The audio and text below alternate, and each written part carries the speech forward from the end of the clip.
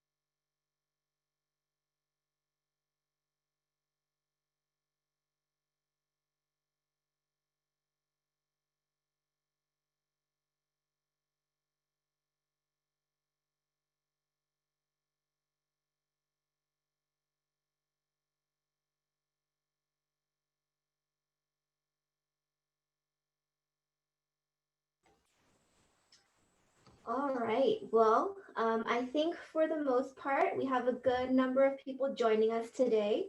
So again, good morning, everyone. Thank you for joining us today for our second webinar on the Discover Your UC Transfer webinar series. My name is Jessica Verasas. I'm the Assistant Director for Transfer Recruitment and Evaluation at UC Riverside. Today, I'm joined by my colleagues from UCLA and UC Irvine, and you will have the opportunity to hear from them as well. Each of our campuses will be sharing information about what makes us unique, our campus support services, and updates regarding COVID-19. Before we begin, I would like to let you know that all three webinars will be recorded. So we are offering three webinars this week. We had one on Monday and we'll be offering another one on Friday. You can access the recordings on the Transfer Counselor website at ccctransfer.org under the UC Toolbox, and you can also access the recordings on the UC Transfer Initiative Program YouTube channel. If you are viewing this webinar on YouTube Live, please note that there may be a 30-second delay in audio or visuals, and we will do our best to get to your questions in the comments section on YouTube as well, but we may not be able to get to all of those questions today. However, this means that we may be at 1,000 on our Zoom webinar, and hopefully if your peers are asking similar questions as you, we might be able to address those questions as well. We do have staff that are answering questions in the Q&A function, so please go ahead if you do have questions, as many of you are already doing. Please go ahead and ask your questions through that Q&A function. We will be prioritizing questions that are not answered in the presentation. And we will be answering live questions at the end of the presentation as well. And we're going to do our best to allow as much time for live Q&A as well. If at the end of our presentation, you still have questions or we may not get to your question, please feel comfortable to reach out to our admissions offices directly. We will provide the contact information at the end of the presentation so you can reach out to us as well. I will now begin our presentation by starting with a brief introduction on the University of California system.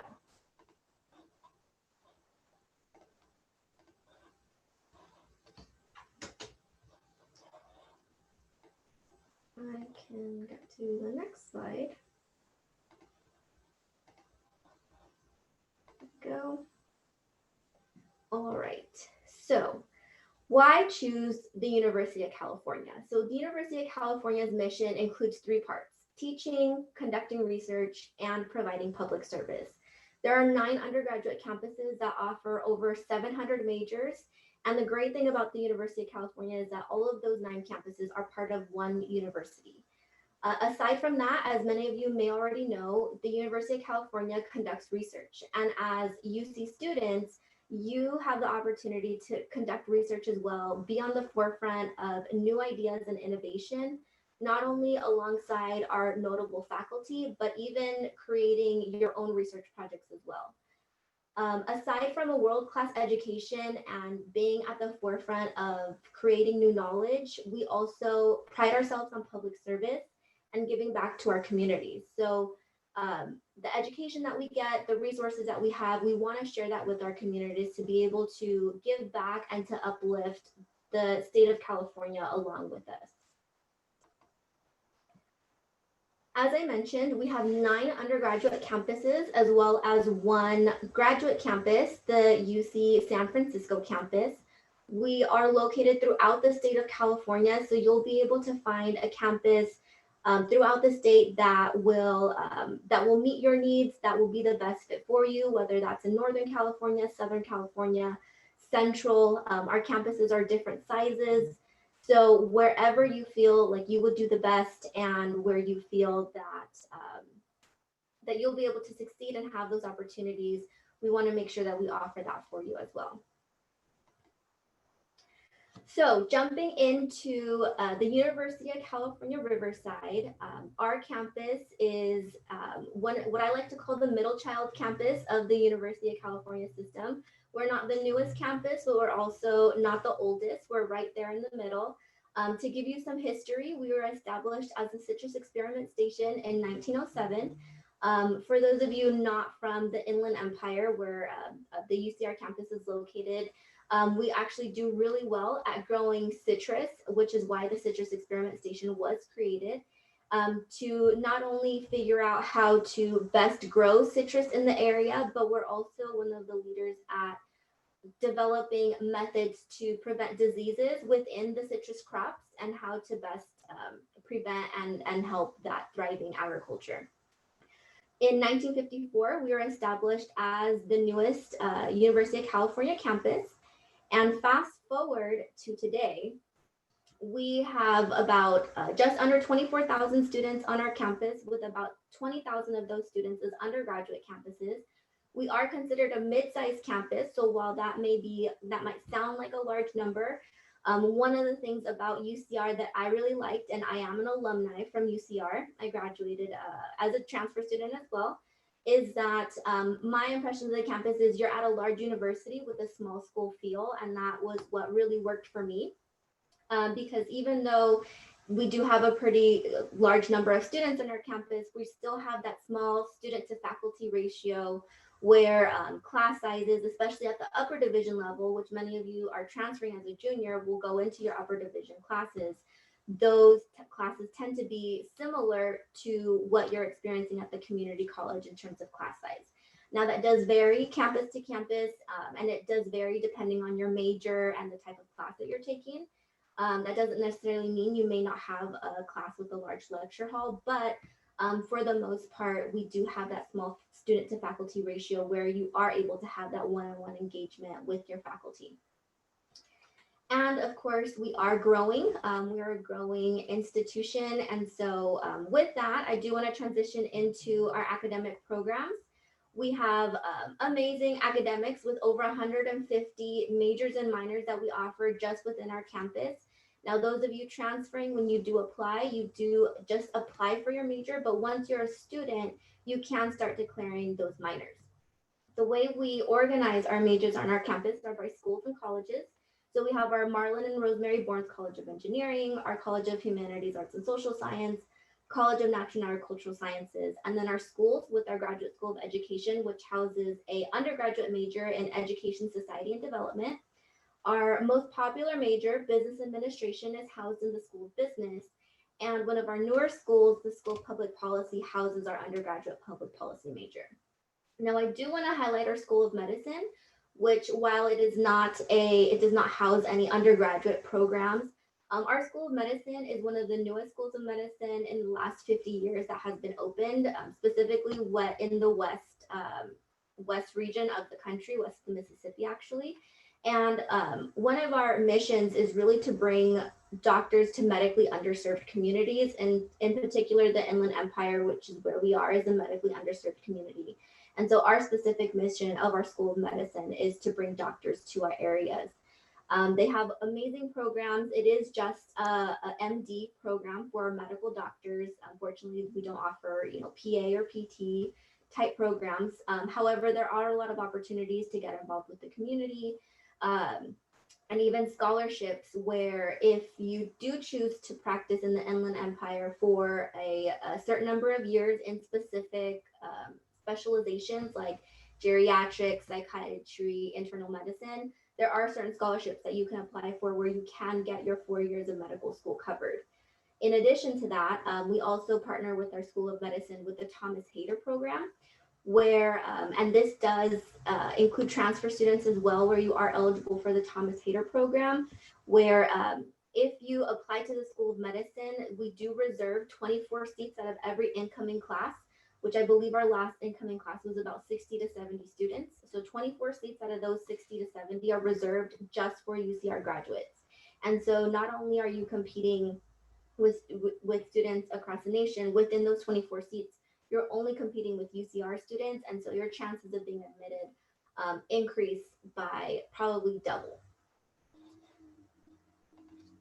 All right, so what does transfer look like at UCR? So you see here a list of our top 10 majors. These are the top 10 majors that transfer students apply to, with actually 67% of our majors, or of our students that apply to these top 10 majors. So you have business, psychology, and computer science as our top 3. But again, we have over 80 majors that you can apply to. So, and you'll probably hear this from the rest of my colleagues, while those may be the top and most popular ones. There are a lot of majors as well that are very similar that you can look to for programs. And so to give you an idea of every incoming class, we enroll about 2,000 students, 2,000 transfer students for our incoming class. The middle GPA range for our incoming transfer class is a 3.03 to a 3.61. Now, just to let you know, that's our middle bandwidth. So we do admit students below that GPA range and above that GPA range. It really just depends on the major that you apply to for admission. So of some of our majors, we admit to as low as a 2.4, which is the minimum GPA that you need to transfer. Some of our majors, the minimum GPA is a 3.0. So again, those GPA can be very relative in terms of your major. So as long as you're meeting the minimum GPA for your major, we'll definitely consider you for our campus.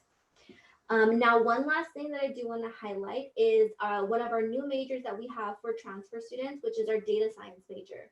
The data science major is a really great interdisciplinary major that combines data and statistics with computer science. So very, very relevant for our time today where we are, you know, as many of us, I'm sure all of us are in a virtual environment for school, for work. And so as we lean more towards that virtual, towards data, towards looking at how systems and being very dependent on electronic systems and the internet, the data science major really combines that computer science approach programming with the data part.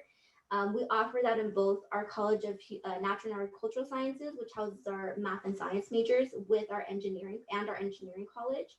So depending on what you want your focus to be, if you choose to pursue the data science major in engineering, your focus is going to be a little bit more towards that computer science aspect. Whereas if you choose to major in data science in our College of Natural and Agricultural Sciences, your focus is going to be a little bit more on the statistics side. But either way, your major will be very, very interdisciplinary, and you'll get to get a lot of really good different parts from different disciplines. All right, so transfer resources. One of the things that I love to talk about UCR is that not only do we care about students to get into our campus and transfer students especially and prioritizing those students, but we want to also make sure that you're supported. So, you know, it's one thing to be able to get in, to get all of your major prep done and to be academically prepared, but we also want you to have that support outside of the classroom as well. And so some of the programs that I'm highlighting here are specific transfer resources, like our Transfer Success Zone, which is located in our Academic Resource Center.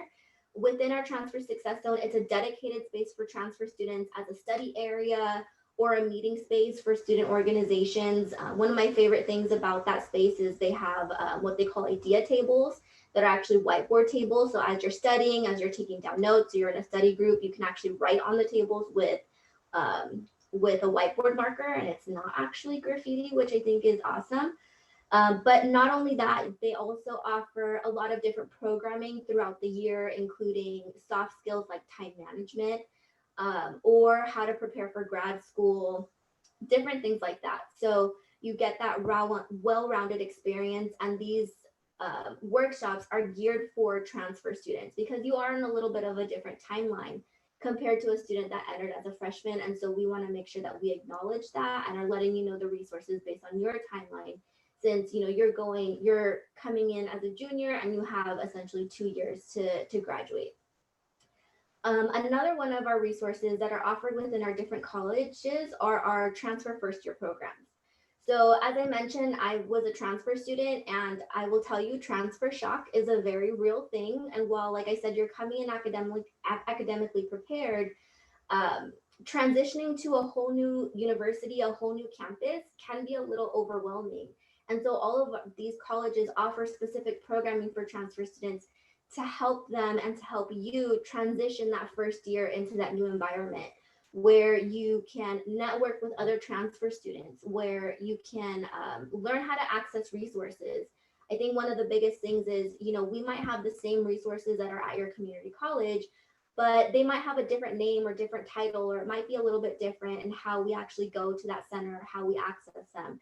And so these different programs show you the ropes on how to do that, how to talk to professors, how to network with them to get those very important letters of recommendation, whether that's for internship or for grad school.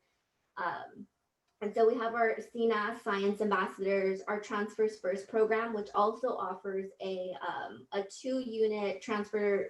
It's a HOS 1001 class, kind of like your guidance counseling class at your community college.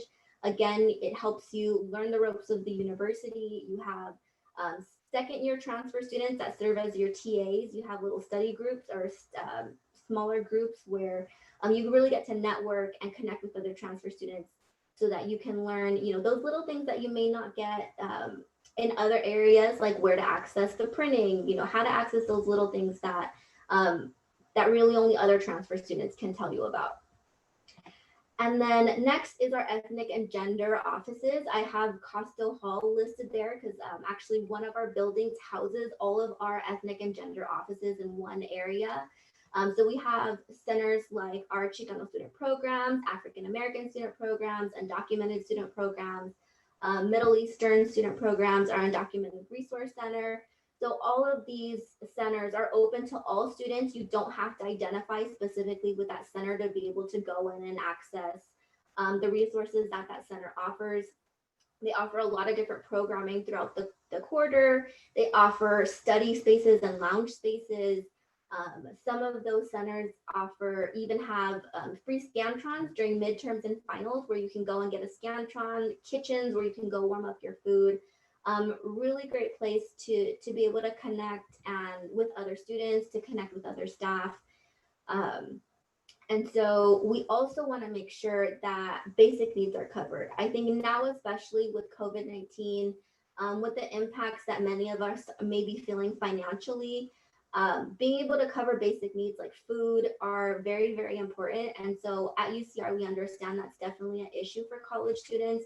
And we want to make sure that you have those resources available to get your basic needs met, because you aren't able to be successful as a student if you have these other stressors like where to get food that are taking over your energy with compared to being able to focus on your studies.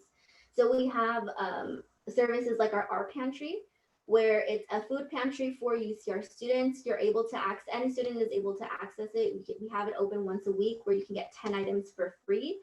Not only is it food items, we do have our garden that does donate fresh produce to our pantry, so you can get fruits and vegetables. But even other products, household products like toilet paper, shampoo, are offered within the art pantry as well.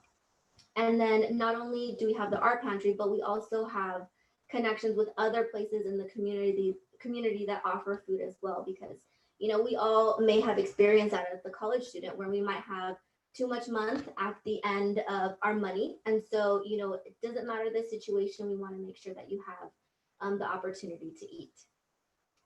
Then aside from that, one of my other favorite things that I like to talk about in terms of resources is our professional closet that is coordinated through our career center. So as you're thinking about transitioning to that next step after graduating with your bachelor's degree or getting an internship, we all know professional clothes can be expensive. I know that for a fact. So with our art closet, we actually have clothes that have been donated by staff, by other students, members of the community, of actual professional clothing that students can go and pick out 3 items from the art closet that they can use for an interview, for an internship, or for a job if they're ready to graduate. And you actually get to keep those items. So if you need a new blazer or a new nice dress shirt or some new pants, but again, you may not have the resources at that time to go and buy something brand new, you can always visit the art closet to get those items. Now, these are only a few of the support services that we offer for transfer students, and some of the ones that I wanted to highlight with you all today. There's so many others that if I had a lot more time, I would love to talk about them. So if you do have questions or want to know more, please, again, feel free to reach out to us. And I do have some contact information coming up on this slide. So if you do want to reach out to us, you can email us at transfer@ucr.edu. For those of you that are attending a California community college, UCR, we have a designated admissions counselor for each one of your colleges. So if you go to the link in our website that's there on the slide, you can actually type in your community college and your assigned UCR transfer admissions counselor will come up with their contact information. You can feel free to email them directly as well. I would recommend maybe not calling them at this point since our campus is closed due to COVID.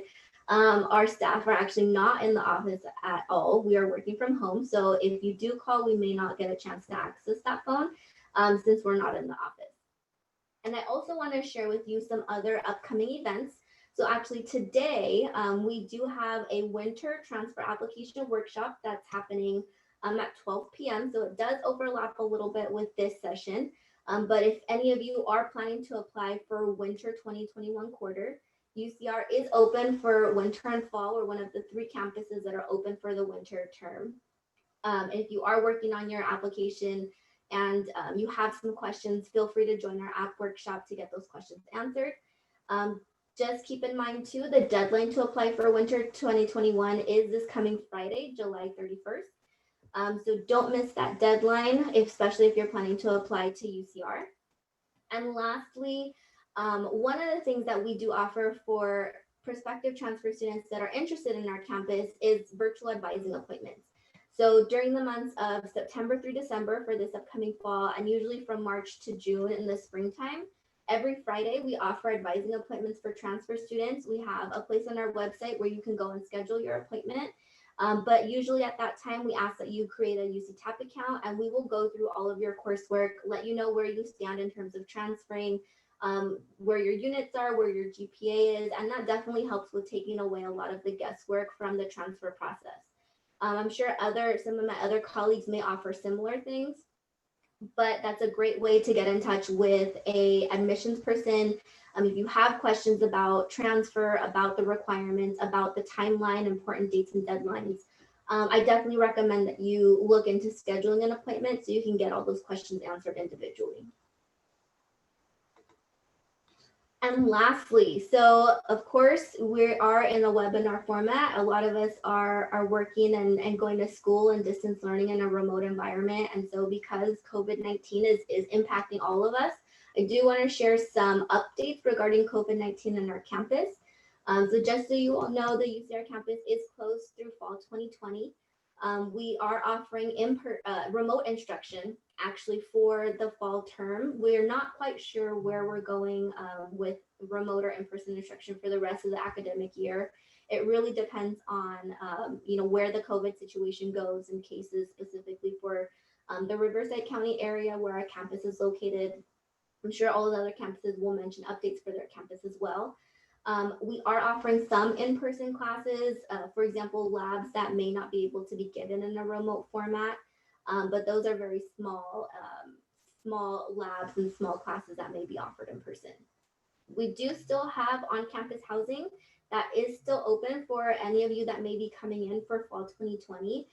Specifically for transfers, that means our campus apartments. So if you haven't gotten your contract in, if you're still kind of waiting to see where what things were looking like as we get closer to the quarter, if you do decide that you want to live on campus, go ahead and get that housing contract in as soon as possible. We do still have availability, but it is on a first come first served basis.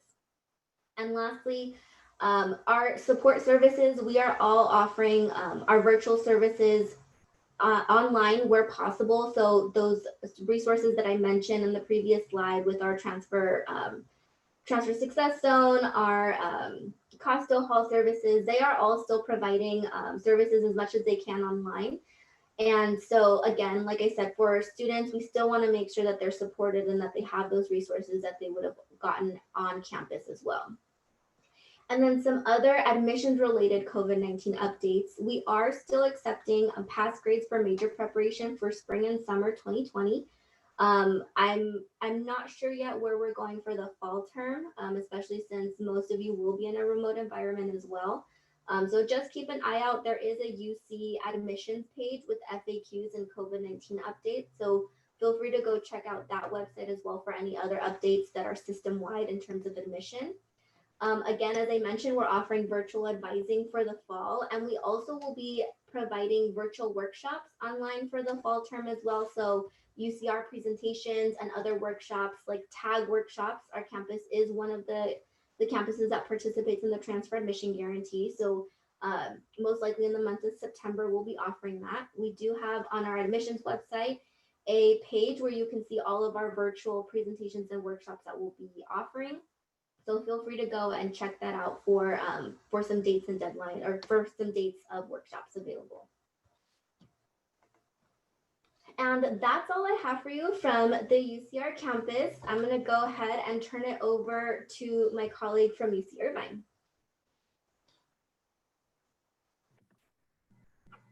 Hi, good morning, everyone.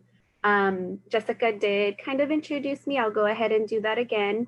I'm Dr. Bianca Leon. I'm Associate Director over Transfer Outreach and Undergraduate Admissions for UC Irvine. I'm very happy to see you all logged in today. You're going to walk away with a wealth of information. This is the first step of you really taking ownership of your transfer journey. So, make sure that any opportunities we tell you about today, just like today's, you take advantage of, because the more information you get, the more informed decision you can make in terms of where you really want to apply.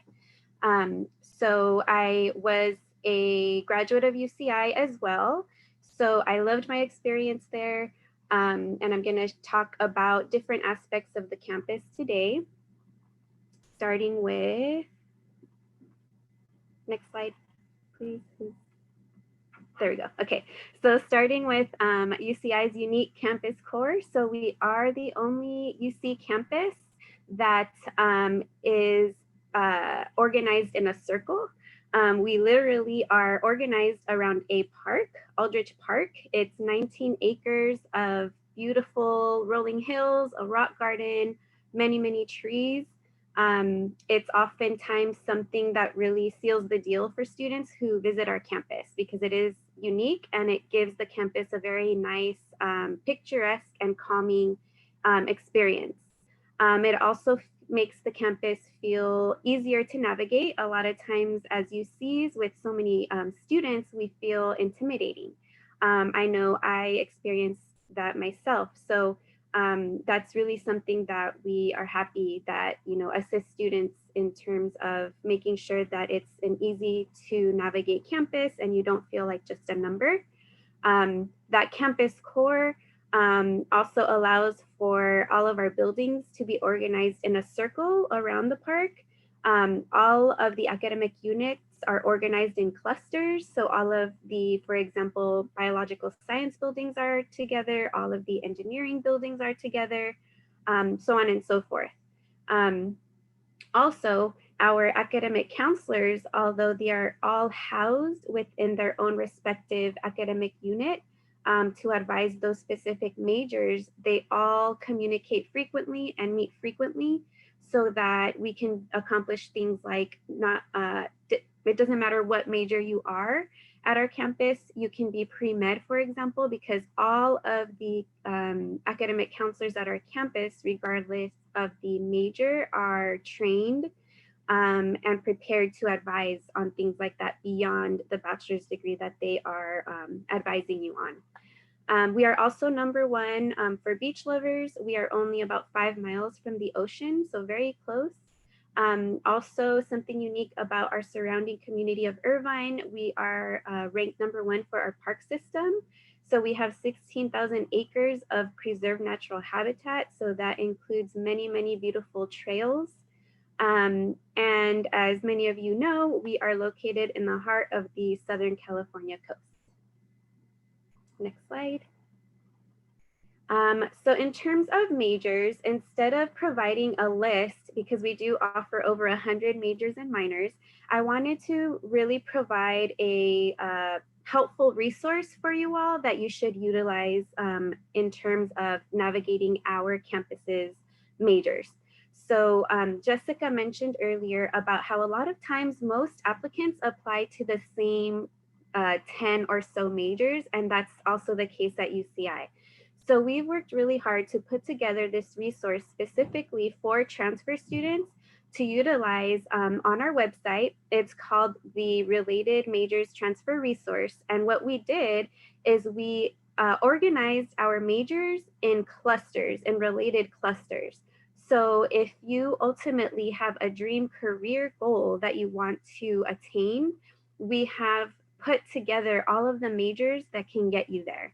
For example, a lot of students are drawn to business, right? A lot of students think, okay, business, that's a general field. I'm going to go with that and, achieve maybe my MBA or what have you. Well, we actually have multiple majors which would serve that same purpose. But because sometimes students just go with, the title of the major they're familiar with, they miss out on learning about all these other unique majors that we offer that can also land you at that same goal. So I wanted to give you all this as a takeaway today, where you go on, you go to the field that you're interested in, and then you can view all the options of majors at our campus that would get you there. So that's that. And then next slide. So some information on our transfer admissions numbers for fall 2019, because we are still shifting a little bit for this fall incoming class. So we received over 24,000 applications for our transfer spots. The average GPA, again, we do admit above and below this, but our average was a 3.68.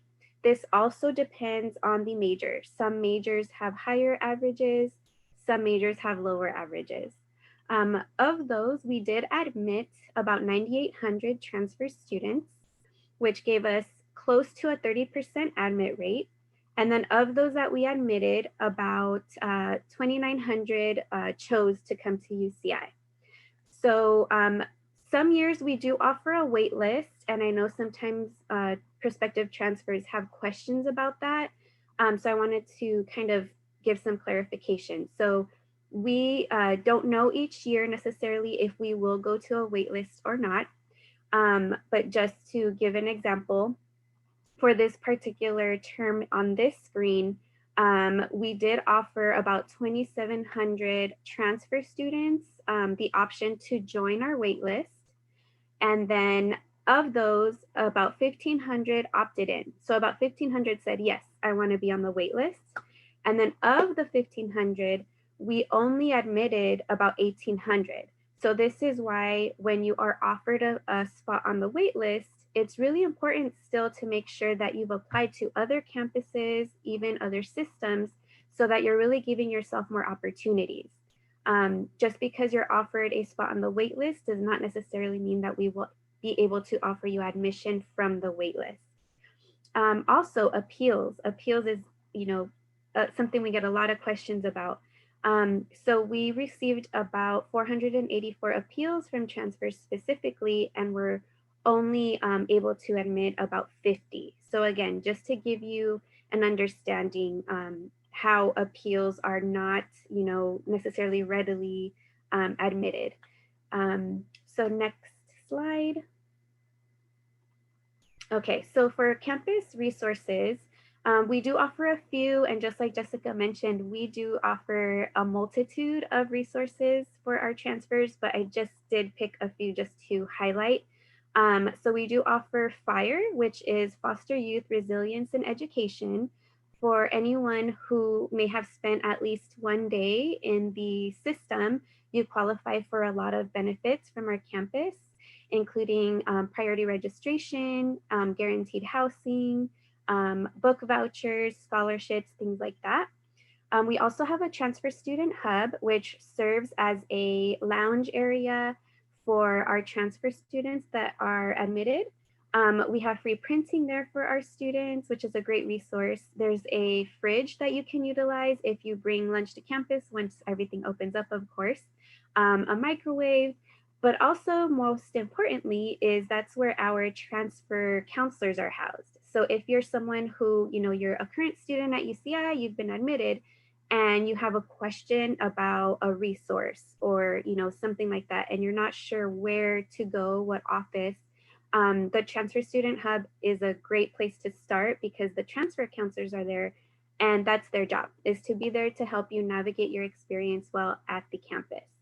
We also have a fresh basic needs hub for those of you who may need food assistance or toiletries, things like that. We have a Center for Black Cultures, Resources, and Research. We do have a Dream Scholars program as well as a Dream Center.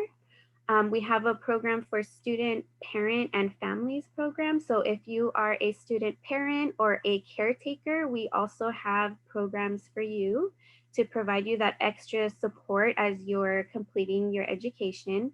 And we also have various resources and programs for TRIO scholars. Next slide. So in terms of COVID-19, for this fall, we will be virtual. Our courses will be virtual, except for a few labs that will be in person. And then our housing is open, but limited. So we're not able to guarantee or honor any housing guarantees that we normally would offer for any of our transfer students, because we're very limited in terms of how many students we can actually house now because of physical distancing. Again, this is for the fall. We don't know what's to come for the winter yet. We really have to take it day by day. But for now, that is the situation. We will accept pass no pass for our admission requirements, as well as major requirements for those of you who are affected by COVID. However, please take into consideration that this doesn't take into account whether an academic program that you're admitted into may require that you retake a course for a grade for graduation. So our faculty within each program and each discipline still have the ability to ask you to uphold certain graduation requirements once you are a UCI student. So just keep that in mind. And then we also are still asking that students meet all admission and major requirements by the end of the spring prior to enrollment. So that aspect has not changed. Next slide. And then this is our admissions email.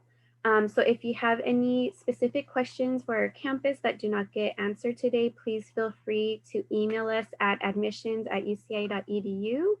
And then currently we are offering Transfer Counselor of the Day. So if you are a California Community College student, you can go to this link here that's listed on the screen to register for a 30-minute virtual appointment. It's a one-on-one appointment with one of our transfer admission counselors at UCI. And then that way you can ask any questions you have, or just get more information about the transfer process. Thank you very much. And I think we're ready to hand it over to Travis at UCLA.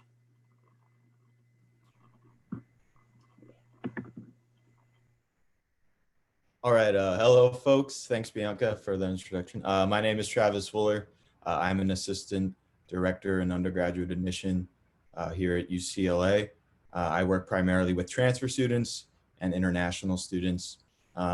I graduated from UCLA in 2013. I transferred to the campus as well, so I'm perfectly aware of the path you're navigating at this juncture. And I always enjoy working with transfer students to kind of, again, encourage them to remain persistent and get to whatever UC campus is your aspiration. So I'm really happy to be talking to you today. I hope you're all staying healthy and safe. But just in terms of UCLA, I think a lot of what I might say could be redundant because Bianca and Jessica did such a good job of describing some of the different resources that most UC campuses offer. So I'll just try to get into some of the unique aspects of UCLA.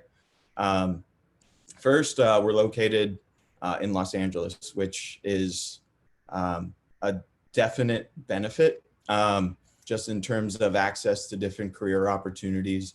We're 10 minutes from Silicon Beach. We're 10 minutes from Century City if you're interested in finance. We're obviously in the hub of the entertainment industry. So there's lots of different opportunities for internships, part-time jobs, things like that while you're a student at UCLA simply because of our pleasant location. We're the largest UC campus in terms of student population. We have about 28,000 undergraduates and about 12,000 graduate students. So it is a very large campus. We are the #1 public university in the country, according to US News World and Report, which again can be beneficial after you graduate when you're looking for jobs. And we're also the home, we like to call ourselves the optimists. Our chancellor, for instance, issued this initiative. By 2050, UCLA is going to try to engage in research that will eliminate depression effectively. So it's something that definitely permeates our campus, the sense of optimism, the sense of innovation, the sense of aspiration, and it's something we're very proud of. It's an engaging environment to be in, I would say. And then next slide, please. Thank you. Academic programs. We have 129 majors, 80 minors. As with every other UC campus, at least within the College of Letters and Sciences, we have 7 different colleges or schools that you can apply to, but the majority of our majors are housed within the College of Letters and Sciences, and those tend to be more research oriented and theoretical in nature. So they're not necessarily oriented around a particular vocation. The emphasis within these majors is essentially to imbue you with critical thinking skills and things like that. So I'll get into admission rates a little bit later, but yeah, the majority of our majors at UCLA, again, tend to be more research oriented. Next bullet point, undergraduate research. Again, if you are interested in research, UCLA is one of the largest research institutions in the world. We receive over $1 billion annually in research funding. A popular program that I always refer students to at UCLA is called the Student Research Program. It's a 1-unit course. It's pass, no pass.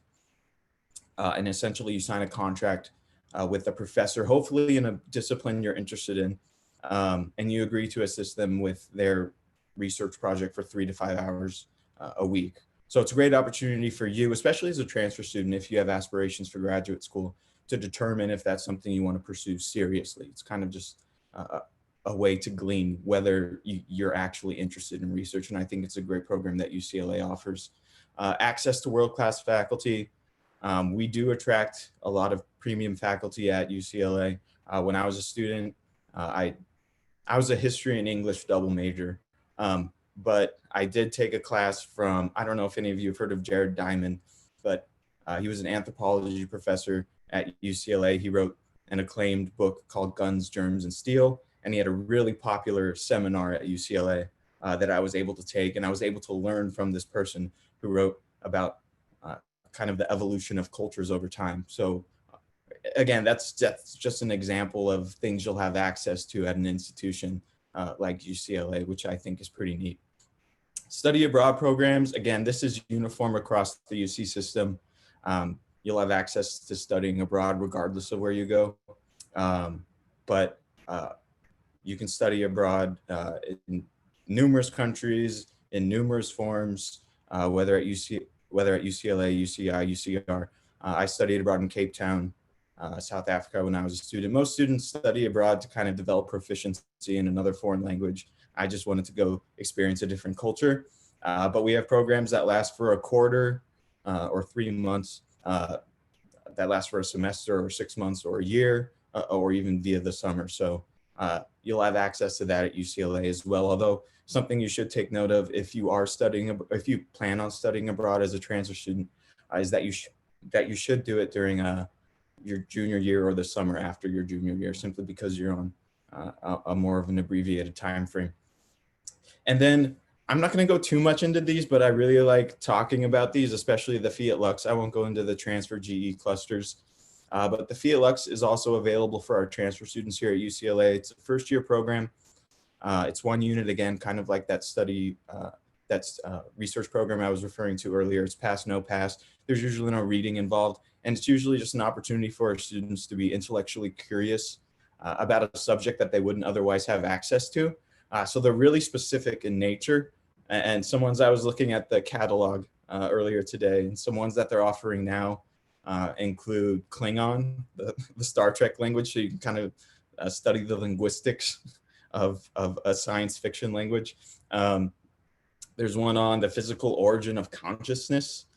There's one on hold or fold'em, poker and probability.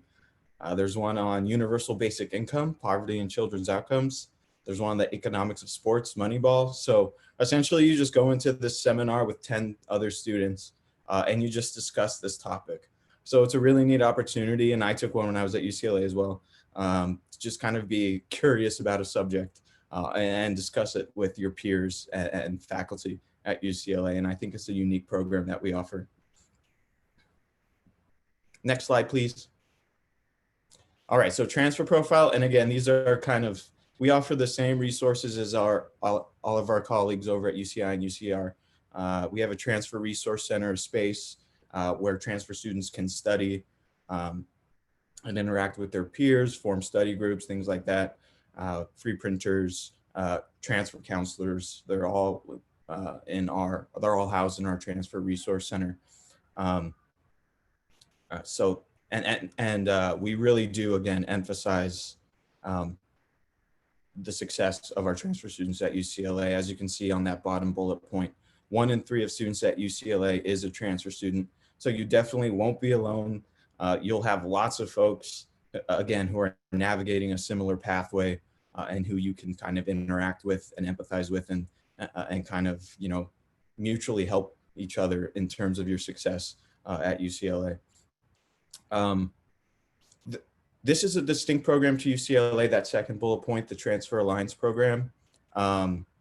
Essentially what it is, it's the equivalent of your college honors program at your respective community college. It's usually a collection of 5 courses. They tend to be more humanities oriented, but it's 5 courses, and assuming you complete them with an appropriate GPA, you're given preferential admission at UCLA, and you're also given the option of being reviewed for a second major, if that makes sense. So you apply to your first major, and you'll see that on your application. You can apply for 2, but we won't review you at UCLA for your second major unless you are TAP certified or you've completed your honors program at your respective community college. We have a really high admission rate for the TAP program. I think it was somewhere in the range of 90% this year for students who did complete the honors program at their community college. So it's definitely something I would encourage you to look into. Speak with your academic counselors at your community college because it does tend to be very beneficial if UCLA, again, is the campus of your choice. And then, yeah, 22% admission rate. That's the overall admission rate. As my colleagues mentioned, some majors are much more impacted or competitive than others. Communications, for example, is something like 8% admission rate. Business econ is in that same range, whereas others are still competitive, like philosophy, but they're somewhere in the 40% range. So something, again, that I always encourage transfer students to consider is just to be more receptive to different majors. You can still achieve your career outcomes regardless of your major. You don't necessarily need to major in business economics or economics to go into business. So that's something I would encourage you to be receptive to. Oh, we're going through slides. Next slide, please. Thank you. And yeah, diversity and inclusion is as at all UC campuses, is a huge emphasis at UCLA. I was originally from, or I am from, Mission Viejo in Orange County. So coming to UCLA was kind of, wasn't a galling experience, but it was a different experience interacting with all these folks from different backgrounds, from different countries, from different states, with different beliefs and perspectives. And it's something that we really encourage. It contributes to the vitality of our classroom discussions at UCLA. We have lots of exemplars of diversity in terms of our alums, including Jackie Robinson, who you can see here, Kareem Abdul-Jabbar, Lou Alcindor, Juan Felipe Herrera, lots of different folks who have come through UCLA and really contributed to our campus community. And it's a great experience. You'll certainly, again, encounter folks who are different from you, but you'll also find folks who you can readily connect with, who come from the same backgrounds, especially via a lot of the resource centers that we have and the mentoring programs that we have. So I mean, that's the point of a university, is to interact with folks with different beliefs from you, and UCLA definitely encourages that. Next slide, please. Okay, last one. Just a few things I want to go over. And again, first of all, COVID updates. Again, at UCLA, it's the same as our sister campuses. We'll be operating on a hybrid model for the fall, at least. Most of our classes will be operating remotely. However, there will be more essential classes like labs. We will still have people attending them in person.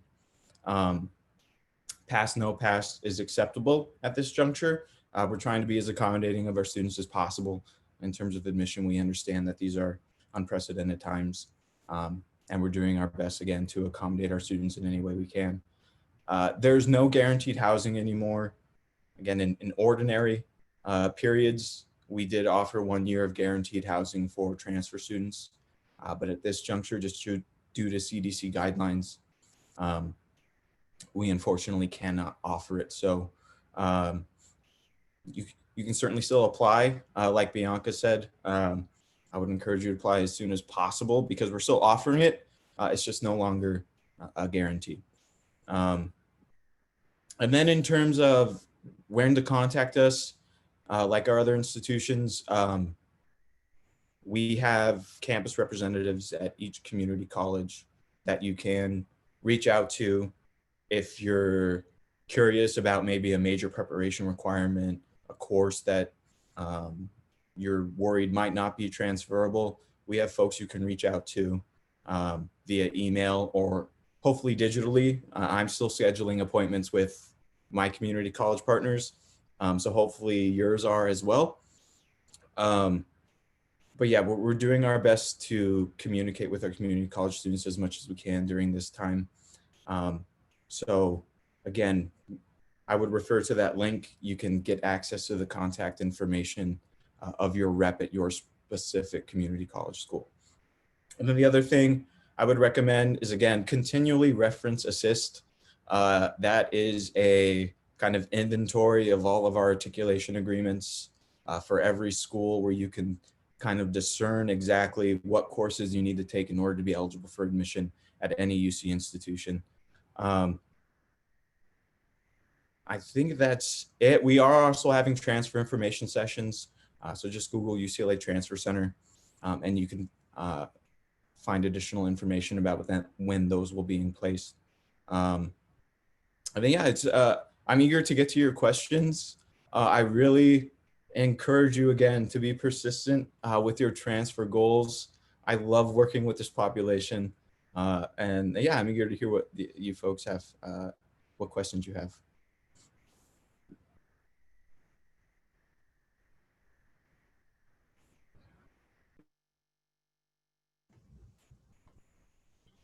All right. Thank you to Travis and Bianca for sharing about UCLA and UC Irvine. Again, as I mentioned earlier in the session, here we have our contact information for all 9 campuses. So if you attended the session from Monday and you're planning to attend Friday, or if you're only able to attend our webinar today and you do have questions for the other campuses, please feel free to reach out to them. Again, we have our contact information here. We are posting the recordings on the Transfer Council website, and the YouTube recording will be posted as well. So in case you do need to go back there and access the information, it will be posted. And so now we want to transition into the question and answer portion for today. I see we do have a lot of questions coming into our chat. And so I'm going to go ahead and turn it over to Tiana from UC Irvine, who will be helping us with organizing the live Q&A part. All right. Thank you so much, Jessica. I'm so honored to be a part of the Q&A portion of this workshop and webinar. My name is Tiana Otubwa. I'm Assistant Director of Transfer Initiatives at UCI. I'm also a proud alumna of UCI, just as Bianca is, and we actually graduated from UCI at the same time. And I won't say what year that was, but it was fantastic. So we are honored to answer all of your questions. Now, remember, these questions are going to be UC-wide questions. So these are the questions that we'll want to answer live. These are the questions that we'll want to, kind of preface it because it may be different per each campus on this webinar, or it may be the same. So let's get started. We have a lot of questions from you all, and so we're just honored to answer them. So the first one, I have too many units and it's taking me years to be able to transfer. Any suggestions on how to be a good candidate to transfer? So for this question, we were receiving a lot of questions on unit caps and maxes. So actually I'm going to send it to Travis if he would like to talk about the unit caps and the unit maxes that we have in the UC system for transfers. Yeah, so it depends on your situation. If you're at a community college, what the unit cap essentially means is that we're only going to accept 70 semester units that you can then apply to your bachelor's degree at UCLA or UCR or UCI. So you don't need to be worried about taking too many units at your community college. If you're at another UC or an out-of-state institution or something like that, that could create complexities. But if you're just at the community college, that isn't an issue. It just means that we're going to take 70 semester units. That's the cap that will apply to your bachelor's degree. Thank you so much, Travis. While I still have you, I'll lead off with you on this question. Students want to know the housing options in the UC system for transfers. Are there family options at your campus? What's housing like at your campus? There are family options. They're in a different facility at UCLA. Most of our living facilities are located on what we call the Hill because it's located on a giant hill. But yeah, we do have family options for students who require that, who have, children, non-traditional students, things like that. But again, it's still in flux right now in terms of the guarantee across all of our campuses. So I don't know that it would be guaranteed this year, but ordinarily, yes, those are available. Thank you. Bianca, can you answer the housing question on behalf of UCI? What's our housing like at UCI, and do we have family options? Yes. So generally speaking, for transfer students, we have themed houses. So the houses could be like a psychology house theme, the English house, the global. There's a Middle Earth one, right? Sorry to interrupt. I think there's a Middle Earth one. Yes, so we have Middle Earth. That is unfortunately only for freshmen though, but yes. And then also for transfers, we have apartments. We have some immediately right on campus that are a little older, and then we have what we consider kind of our very luxurious, newer, privately owned apartments, but that are still considered part of on-campus housing. And we do offer family housing, and we normally, under other circumstances, offer housing guarantees for all transfers for 2 years, for veterans, and for former foster youth as well. Thank you, Bianca. Jessica, can you answer the housing options at UCR and if there's family housing? Yes, so we have 3 different types of housing options in general. Our residence halls are reserved more for our first year incoming freshman students, but we do have our Glenmore, which Glenmore residence is a kind of a cross between a residence hall and apartments. They're suite style apartments that are for second year students and higher, so transfer students are included there, where you can get a meal plan option as well as part of the housing package. And then we do have our campus apartments. We have 6 different apartment complexes within that that students can choose from. They range from studios, 1 bedroom, 2 bedrooms, and sharing a room or not. And then we also do have family housing, which are campus apartments, and that is on. There's a separate contract for our family housing as well. It is very competitive to get into. It's a long wait list. So if you do know you want to look into family housing, or you do want family housing when you transfer, I recommend reaching out to our housing office as soon as possible. And so at this point right now, we don't have any housing guarantees for transfer students, but typically when you do get your contract in, if you get it in as soon as possible, you most likely will get your option for on-campus housing. Thank you very much. And while I still have you, Jessica, can you lead off this question? So for majors that are highly impacted, do you recommend applying to a more specific major within that major? Or, you know, maybe if your campus offers an alternate major, should they put an alternate major down? You know, how do we go about highly competitive majors at our campus? At our campuses? So can you kind of answer that broadly, and maybe if a campus has a difference, we'll speak to that. So in general, if you know you're applying to one of those highly competitive majors where a lot of students apply to, I definitely recommend having a backup option. For our campus, for Riverside, we do look at your alternate or second choice major to see if you're eligible. So one, in terms of alternate major tips that I have, you do want to choose an alternate major that you're eligible for.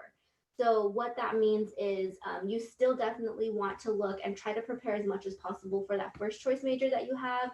So are you looking into the GPA? Do you have the major preparation requirements completed? And all of that. But for your second choice major, definitely make sure that it's a major that you're eligible for as well. So make sure to look into, you know, are you meeting GPA requirements? Is there major preparation for that major as well? Some campuses may give you different advice in terms of how to choose that second major. In some situations, there may be a second major that's very similar to that first choice major that you can choose that may be less impacted or less competitive. I can give you an example for UCR. So for our business administration major, that's a very competitive major.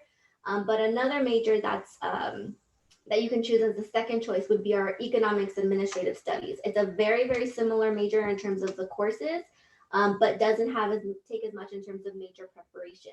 Not as much is required. There are other campuses that may say, you know, you need to choose something different from that first choice major. Sometimes another example is, you know, our computer science versus our computer engineering. They have very, very similar major preparation requirements. So if you're choosing one as your first choice major and you're choosing the other one for your second choice and you're not meeting major prep, you may not be eligible for either one.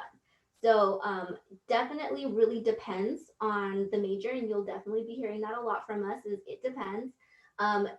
That's why I do recommend, you know, reaching out to that campus that you're interested in.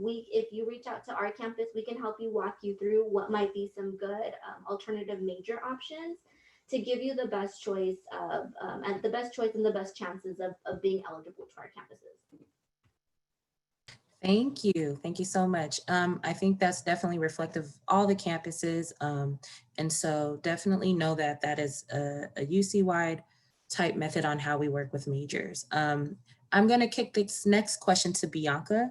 So Bianca, this was coming up a lot in the questions, discussing, you know, comprehensive review and what is that? Well, those weren't really the questions, but, you know, okay, I'm eligible, I have a good GPA, but what else is there that's needed? You know, are the personal insight questions important?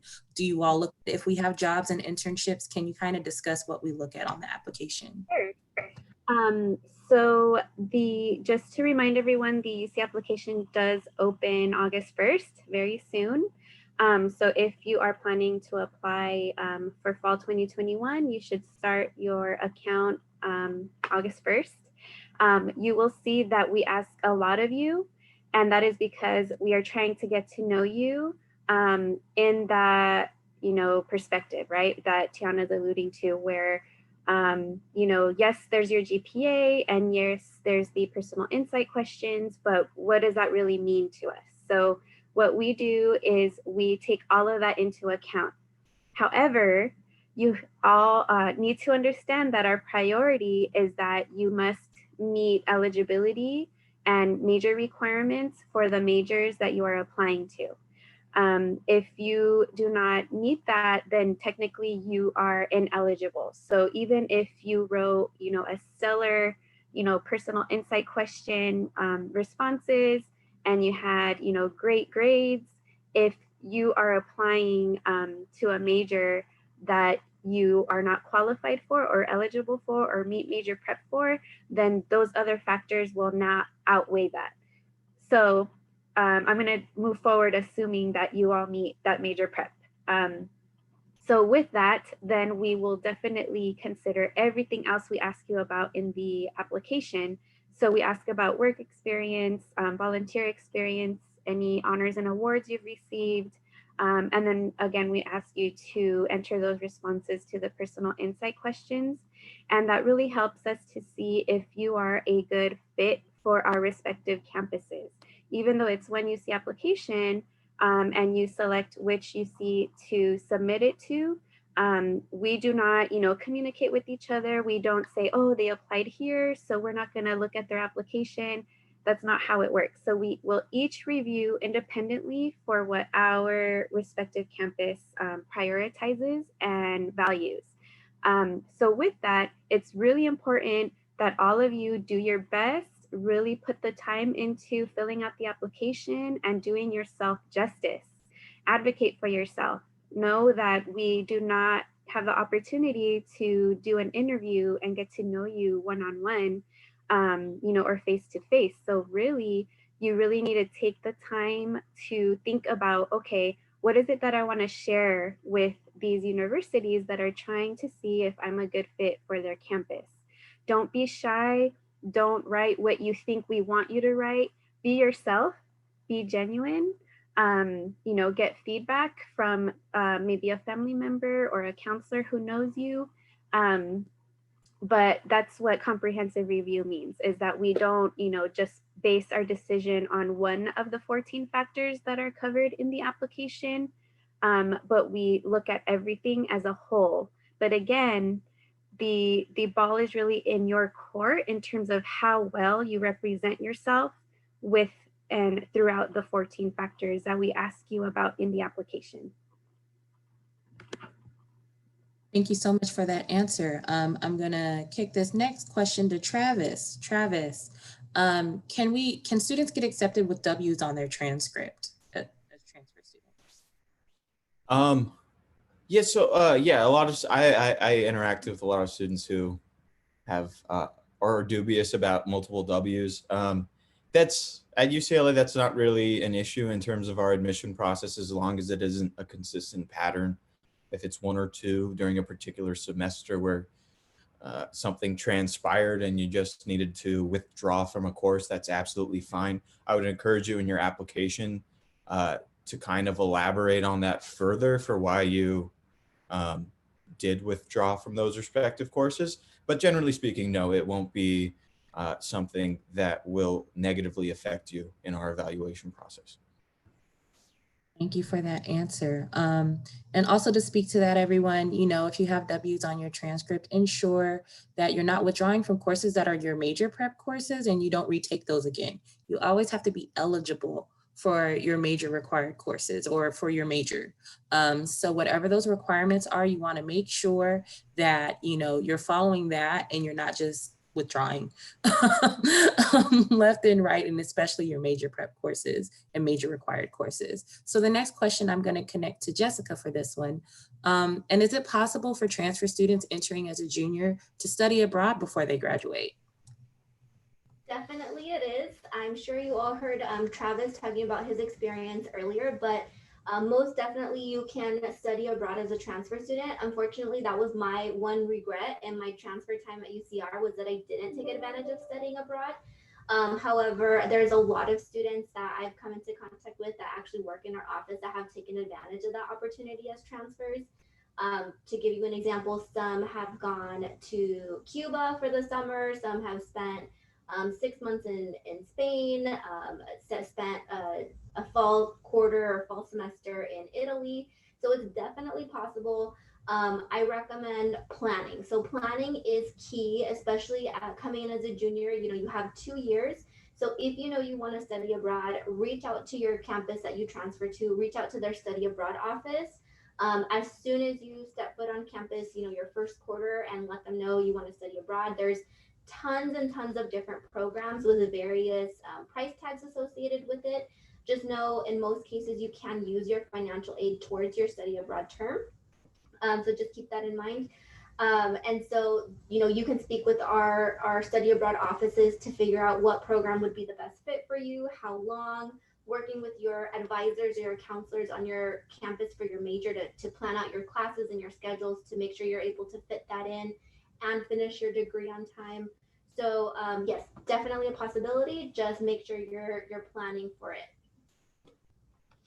Thank you so much. And while I still have you, since our campus and your campus are the two campuses on this webinar that participate in the tag, tag, if you apply for a tag at UCR, will you be able to change your major if you applied as a tag major and then you wanted to change your major once you got to campus?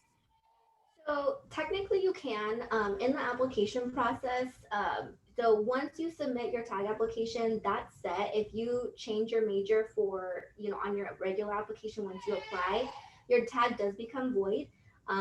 So you can change your major once you are on campus. It really just depends what you're going to change your major to. And it's at that point, it's up to the department to allow for that major change. They're going to look at, can you complete the degree within a certain number of units? Do you have the major preparation? Normally what you want to think about is, would you have been admitted to that major if you would apply to that major directly? The other thing that I do want to let you know about is when you apply, definitely apply to the major that you want to complete.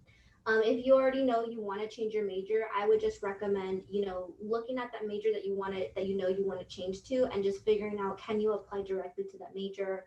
What requirements are you missing, if any? Work with that campus to figure out, how you can get into that major, because another rule of thumb too is typically the major that you're admitted into is a major you should expect to finish your degree in.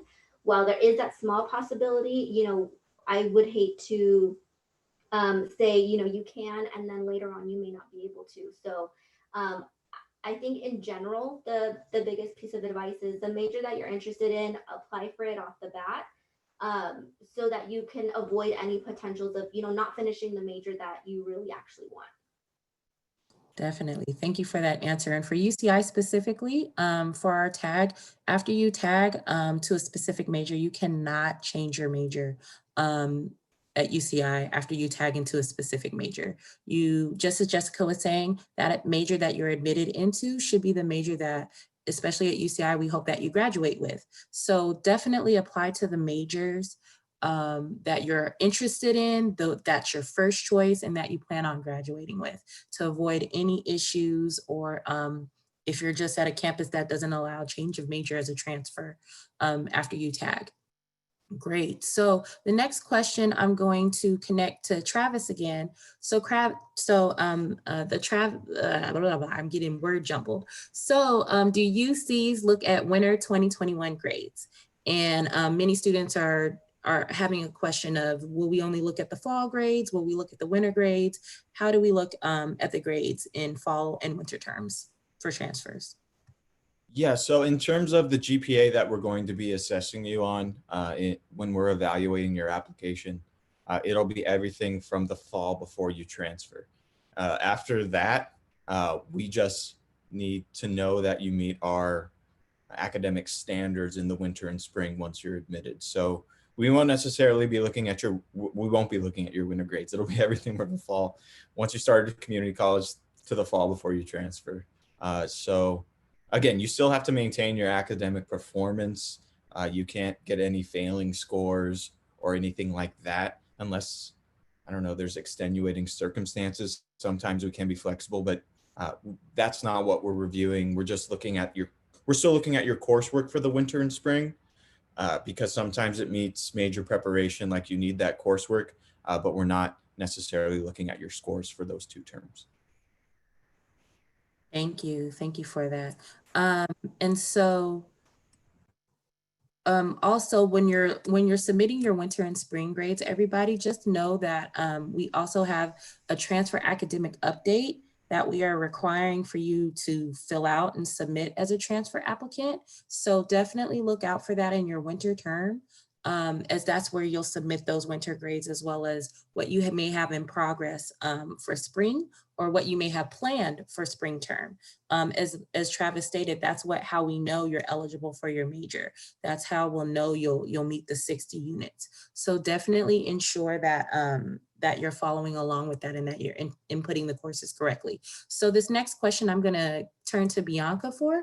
So Bianca, we're gonna start off with you, and this is definitely gonna be, each campus is gonna answer this specific question, but what options are offered by each school for undocumented students? Okay, so at UCI, we do have our Dream Scholars program, which is a cohort type experience, and it's definitely an academic support program. It is housed through our transfer student hub. So I spoke a little bit about that, about how there's many resources for transfers, and one of those is academic support programs.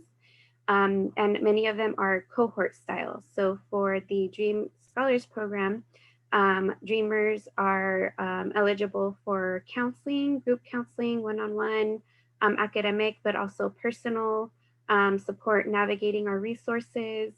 If there's someone that, the student needs to connect to in a different department, the counselor helps serve as a liaison to connect them.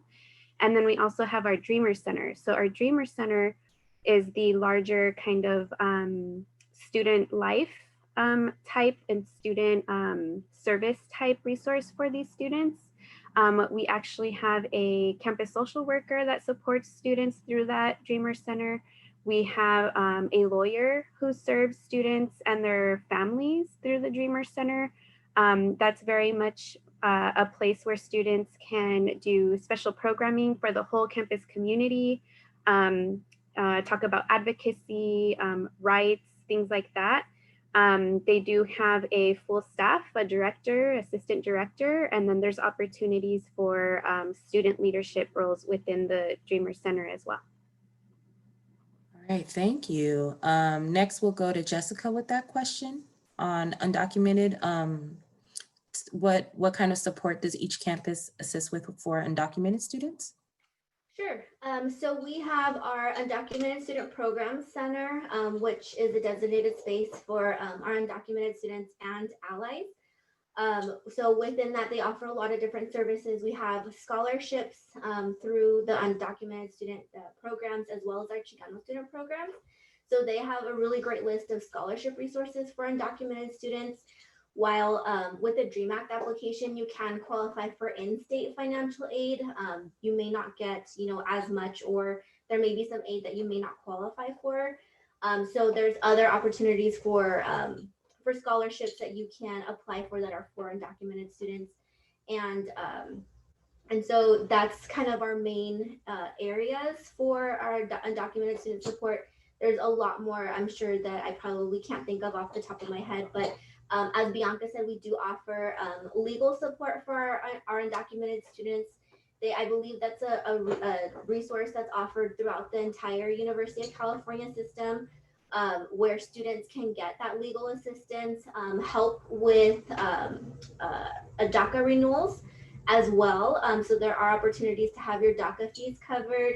It is dependent on funds, and that is for students only, but they do offer support with helping with DACA renewals for families as well. It just the help with the fees isn't covered. It is just for students. So that's kind of those are the main points. Mm-hmm. Thank you. And Travis, did you want to add anything for undocumented students support at UCLA? Yeah, the only thing to add, again, like all of these resources are very similar across all of the UC system. We're all great campuses. The one thing that I would encourage you to reference at UCLA is the Bruin Resource Center. That's where a lot of our resources are housed in terms of supporting our undocumented students. So again, you can just Google that, or again, my contact information I think was listed. You can contact me and I can forward that information to you. Thank you so much. While I still have you, Travis, I'll have you answer this next question. Do UCs help students with finding internships and jobs? Yes. Yeah, definitely. I can only speak for UCLA, at least in this respect, but I'm sure UCI and UCR do as well. But yeah, we do have a career center at UCLA that facilitates internships, that facilitates part-time jobs, uh, all of those things. And again, we also have an alumni network that you can join via our alumni association if you want to connect with alums in the LA area, again, for those opportunities. So again, I'm sure that's consistent across all campuses, but certainly we have that at UCLA as well. Thank you so much, Travis. Next question for Bianca. And this is really important, so I hope students hear this. Which articulation agreement year should students be looking at? The year that they are applying for to transfer to, or the year when they begin community college? My community college counselor pulls up the 2016 agreement when making references, and I just want to make sure we're looking at the correct one. Great question. So students will actually need to balance both, because students need to meet the current requirements set forth by the major. So if there have been additional courses added, the student needs to meet those additional courses that are required. So prereqs for the major, and those would be listed in the most current, in the most current agreement. While articulation in terms of specific courses that articulate, that's a little bit different. So, and that also can vary from UC to UC. That's a very complicated process of getting courses approved through very specific pipelines by other staff within admissions. So if there's any confusion around a specific course or courses, definitely reach out to the admissions representative for the UC that you are concerned about, so that they can clarify and speak to their particular campus. All right, thank you so much for that response. I thought that was a really important question to ask. Some of you were asking that question, and it's really important. So with that being stated, we're actually coming to a close on this webinar. It's almost 12 p.m. and I just want to let everyone know that even if we couldn't answer all of your questions live, we will be corresponding with you later on after this event and answering those questions. There's so many questions, and we're so thankful that you all were participating in this fashion, and we're so thankful that you all met with us and that you asked the questions that you did. So we will be responding to those questions in an email format, or also in other forms, maybe through the Office of the President, UC Office of the President website, and as well connected to, you can view this recording on the YouTube live channel, or like I said, on the UC website, general UC website, resources and links. We just want to thank you for being a participant in this program. We've enjoyed it. We hope to, do more of these in the future. Definitely feel free to reach out to the specific campuses in regards to your questions, admissions concerns, campus information. We're all here to help, and we just enjoyed this so much. So thank you so much for your time today. We hope this was insightful. We hope that this was helpful, and definitely feel free to reach out to all of us. So thank you for your time. Take care.